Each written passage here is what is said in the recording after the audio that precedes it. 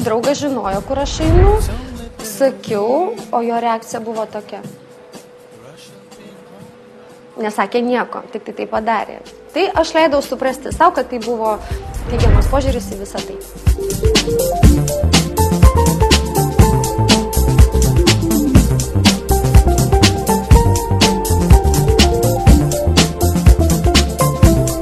Man labai nepatiko, kaip man sukėlė plaukus.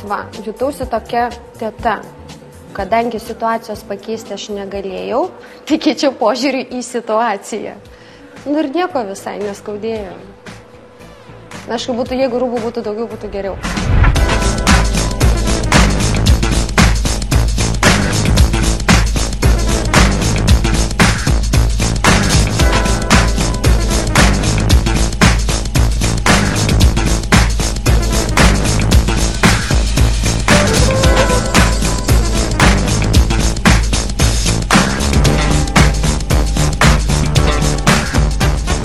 Jeigu jinai būtų didesnė jau ta mano krūtinė, tai aš nuo to būčiau tik laimingesnė.